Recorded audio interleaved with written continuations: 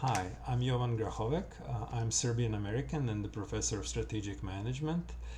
Today is Wednesday, June 29, uh, and I'm recording this video in reaction to the tragedy unfolding in Ukraine and what I see as a reckless and ultimately stupid reaction to it by our media and political class.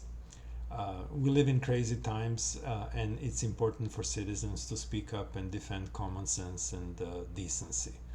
Everybody is passionate and knowledgeable about something, and no matter how small our individual contributions, we can make a difference if enough of us decide to act. Uh, we see this type of engagement in school board meetings and local elections, so big shout out to all other citizen activists out there. In this particular case, I'm familiar with Eastern Europe and ethnic conflicts, and I have followed closely social media in several European languages, so I have decided to speak up about Ukraine. Um, there's so much mindless jingoism and warmongering in our media, which are once again proving just how awful they are. As usually, Fox News has been one of the worst offenders, but the network is also home to Tucker Carlson and Laura Ingraham, who have offered balanced and more rational views of what's going on, so we need to recognize that. Uh, Thankfully, we also have lots of independent channels on the left and on the right, and I will provide links to those in the description of this video. I'll just mention Glenn Greenwald, Gray Zone, and Jimmy Dore on the left, and antiwar.com, Steve Bannon's War Room, and Revolver News and Breitbart on the right. The first point that I would like to make is that no matter how hard our media and political class try to portray Ukraine's President Zelensky as a great leader and a hero, nothing can hide the fact that he has been a total disaster for his own country. The most important job of any president is to keep his or her country safe, and he has clearly failed in that regard. Ukraine is being destroyed, and my first argument is that Zelensky has made this disaster more likely by his actions, and he's making it worse now that this tragedy is ongoing. He has pushed for NATO membership despite having the cautionary example of Georgia, which is another Russian neighbor. They lost two of their provinces when they tried to do the same and join NATO. He also has had the good example of Finland, which has been neutral and very happy and prosperous, despite being Russia's neighbor and being really, really close to Russia's second biggest city. To say that Ukraine should have pursued neutrality doesn't condone Russia's invasion. We all have to live in the real world, not an imaginary or ideal one. You don't jump in shark infested waters and then complain about the nasty sharks when they attack you. Wise people look at the situations and analyze it and basically act accordingly. If you want to explore shark infested waters, maybe a cage is a good idea. If you don't have it, you should look for some other kind of solution, or maybe abandon your adventure altogether. So the idea here is that if you're Russia's neighbor and Russia is warning you not to join NATO and that it will take action if you try to do that, then make sure that Russia cannot harm you before trying to do it. If it's just a reckless gamble to try to do something and then complain about the consequences later. Once again, this is not to condone Russia's invasion. We essentially basically cannot deny that Russia has its concerns, security concerns and other concerns.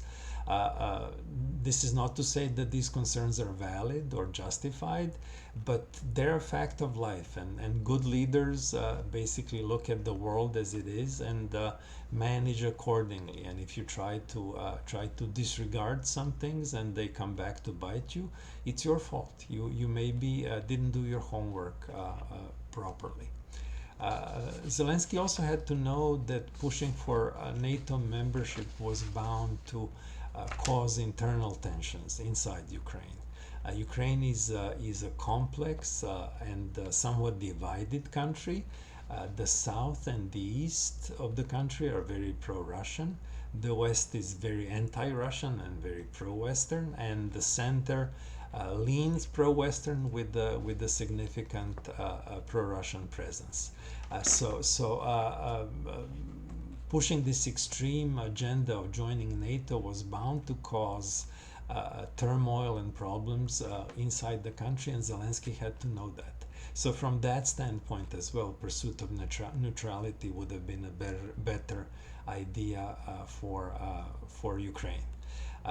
In order to push his NATO agenda, Zelensky has in fact jailed his opposition and oppressed his Russian-speaking population. This is often overlooked in our media because it doesn't fit the narrative of a great democratic leader. Moreover, Zelensky has sided with very, very extreme nationalist elements of the Ukrainian society, and that again is something that's carefully or not overlooked by our media, but it's relevant information. Finally, when Zelensky came to power, when he became president, he inherited this ugly conflict in the Donbas region in the east, and but also a peace deal that was negotiated with the help of the EU to settle this conflict. He chose to renege on this deal and tried to conquer this Russian-speaking region by force, killing thousands of his own citizens in the process. This is criminal, and again something that was completely overlooked. That is usually completely overlooked by our media. Moreover, if you do this, you basically give Russia an excuse to invade.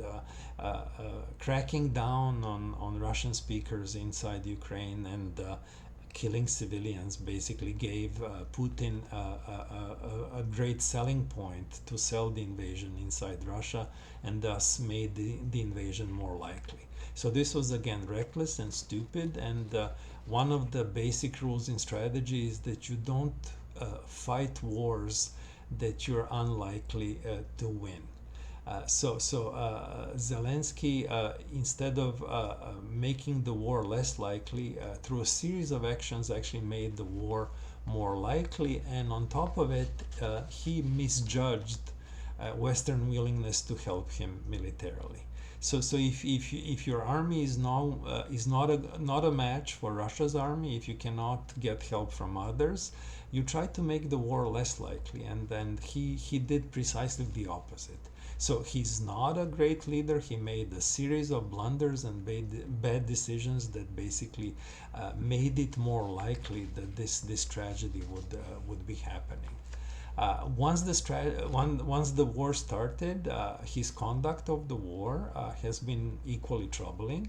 While his elite units have been fighting a really, really admirable fight, he has also sacrificed thousands of conscripts and much of his country's infrastructure in a war that's difficult to see how he can win along the lines that he's proposing. He wants total victory, and it's just difficult to see how Ukraine can wrestle Donbass and Crimea back away from Russia. This is just difficult to see, and if you're putting forward these maximalist goals that you cannot achieve, that's puzzling.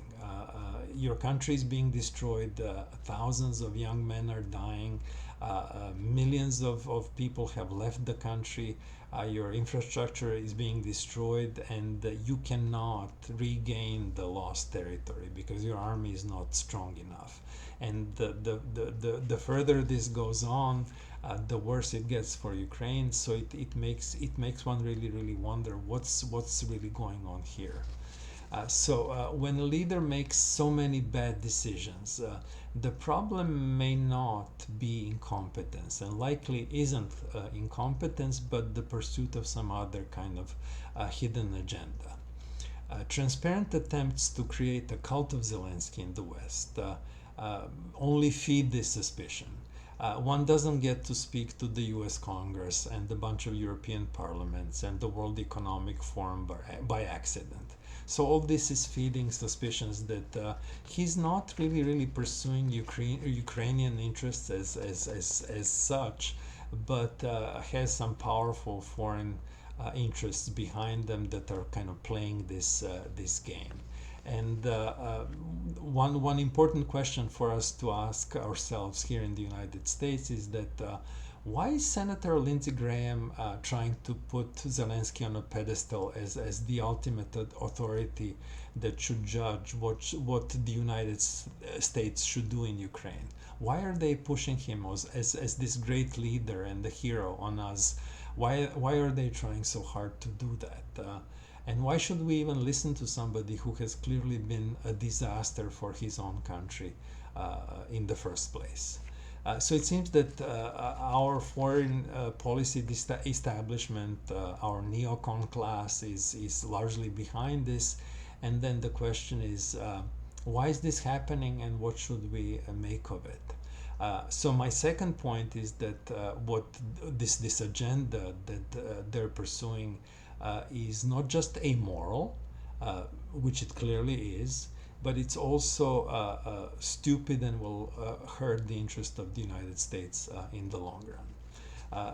According to John Mearsheimer, distinguished political scientist from the University of Chicago, this conflict has been long in the making. Our neocon class has been working on this for a long time, almost a decade at least.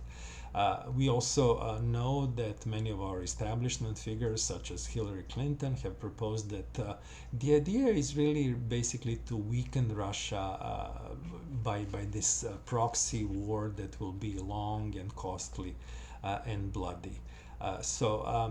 This was maybe planned all along, and the second set of arguments that I'd like to make is that this is amoral, B, stupid from the standpoint of our long-term national interest, and C, it could really backfire in some really unpleasant ways, especially to our neocon class that seems bent to engage in this war. So the first and the most obvious problem is that pushing a country in a war that it cannot win just to hurt another country poses like really serious moral problems. Those supporting arms shipment to Ukraine should consider the fact that many of those arms will end in the hands of reluctant and poorly trained conscripts that will die in this conflict. Remember, Ukraine is a deeply divided country. Many don't see Russia as an enemy, so they may just abandon those arms and leave them to the Russian side, or they may just kind of be sacrificed in this war through no fault of their own. It's also turning out that many, even in central and western Ukraine, that are somewhat nationalistic and clearly Ukrainian patriots, they're reluctant to die in a conflict that they don't see turning out well in the end anyway. It's really, as I said, it's difficult to see how Ukraine can regain ground against Russia's army. So all decent people should basically advocate negotiations, immediate stop to war and negotiations, because as I said, this is just kind of feeding a militarily pointless carnage that has no good outcome for Ukraine and Ukrainians that's likely to come out of it. This idea of fighting Russia to the last Ukrainian is really ugly from the moral perspective. Now, setting that aside and keeping in mind that our neocon foreign policy establishment probably looks at these moral considerations with some level of disdain and contempt. Remember Madeleine Albright's famous declaration that killing thousands and sacrificing thousands of Iraqi children was worth it. So even in the world of people who think in that way, that moral considerations do not matter as long as there's some big overarching strategic goal that you want to accomplish, they're basically taking some really unnecessary risks, and the world has changed in ways that they don't seem to grasp, and fighting Russia to the last Ukrainian may really hurt the prestige and the reputation of the United States on the international scene. CNN no longer controls the narrative, and billions of people around the world are getting unfiltered, raw information from independent channels. If they see yet another country being sacrificed for some bigger strategic goal of the United States, they will not like it, and the United States will find it increasingly difficult to find allies in the future. As Tucker Carlson said, it's dangerous to be friends with neocons. We have seen those awful images of Afghanistani civilians falling off American airplanes, and now we are seeing carnage in Ukraine. And if billions of people around the world keep seeing examples of how fatal it can be to be friends with the United States will find it increasingly difficult to find allies in the future. And keep in mind, the world is becoming more multipolar day by day. Our share in the global economy is decreasing, so we will need allies in the future.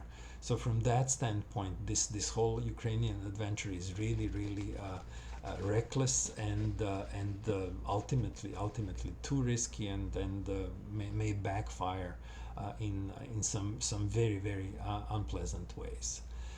And finally, one point that I would like to make is that what if Hillary Clinton and our neocon establishment don't get their wish, and Russia doesn't end up being weakened but strengthened by this war?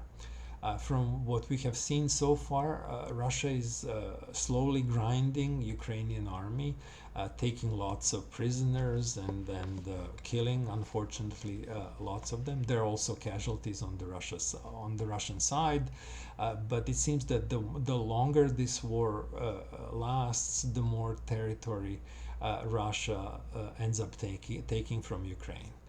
We have also seen that the population in the conquered regions of Ukraine, which is so far mostly Russian-speaking, is kind of eager to basically take Russian passports and start integrating into Russia's economic and political system.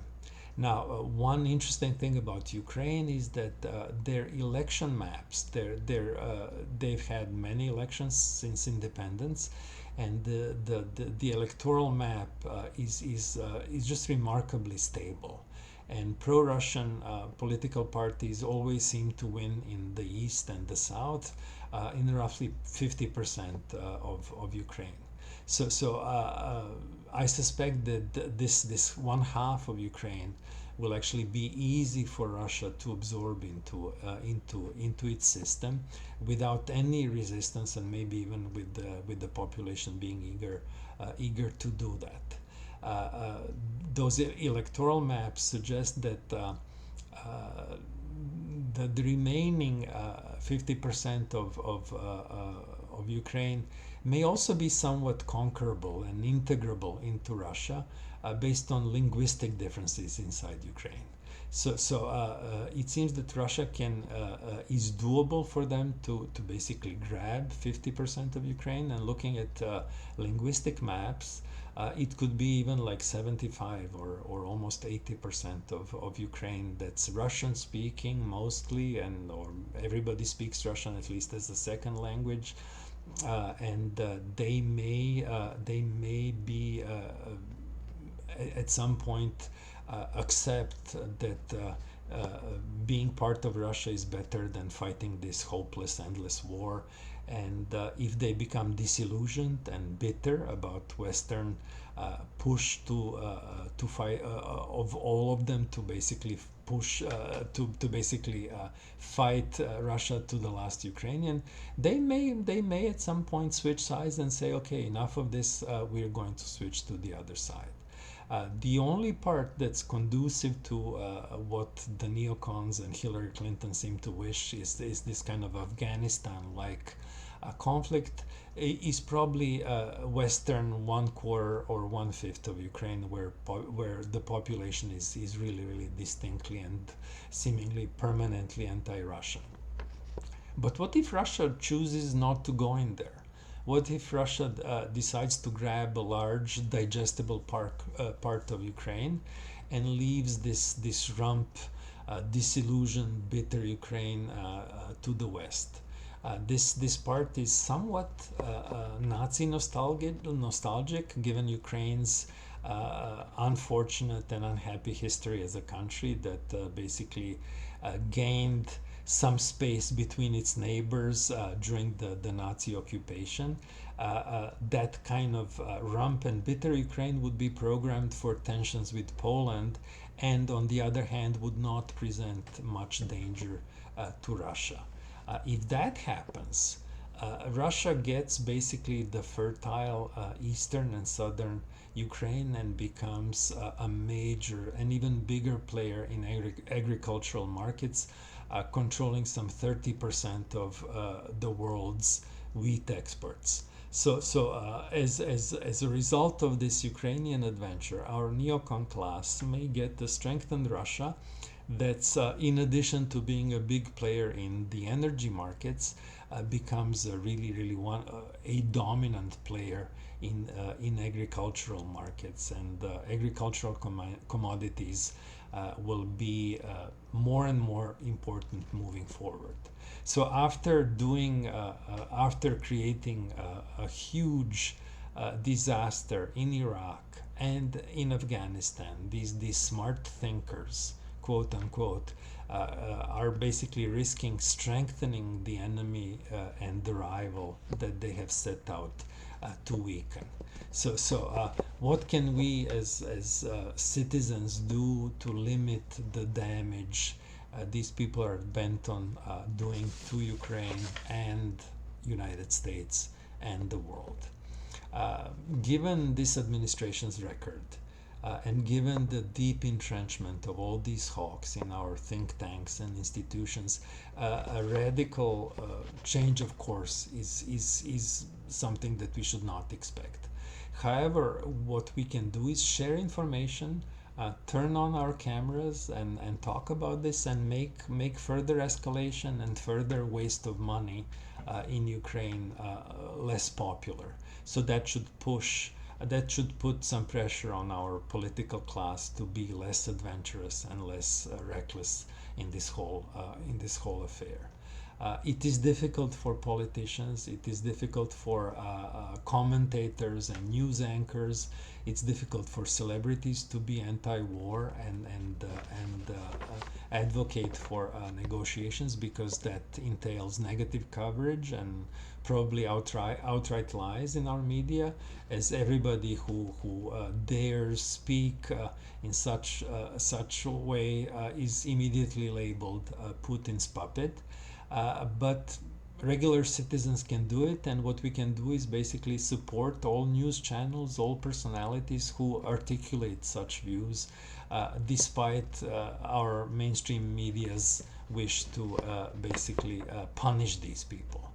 So given how crazy this climate of warmongering is, I wanted to do a special recognition and a shout out to Senator Rand Paul of Kentucky, and Representatives Marjorie Taylor Greene of Georgia, and Lauren Boebert of Colorado, and Matt Gaetz of Florida, and Tom Massey of Kentucky, and Andy Biggs of Arizona, and Dan Bishop of Washington, and Chip Roy of Texas, and Glenn Grothman of Wisconsin. These brave representatives have basically tried to slow down the rush to send endless resources and keep prolonging this war that I strongly believe is against our national interest, considering the consequences that I just laid out. So I invite everybody to support these voices of reason and all other representatives and media who voice such rational and moderate views. And we can help them by giving contributions, by promoting them and sharing their posts on social media, by volunteering for them, and things of that sort. Very importantly, we can also contact our warmongering representatives and senators and tell them, look, if you continue this, we will no longer vote for you. Defense contractors may be funding their campaigns, but we, the people, hold the votes that determine election results. So we'd better start exercising our power and basically tell them, look, we don't like this, and if you continue down this path, we will vote for your primary challengers or vote for your opponents in these elections. As I said earlier, it's time for citizens to basically speak up and basically control our self-appointed expert classes in various domains of life. We see that in school board meetings, and it's time for us to basically tell our politicians to stop wasting billions of our dollars that could be spent on so many other things, and moreover those dollars creating mayhem and death and destruction around the world which we don't need and will only hurt us moving forward.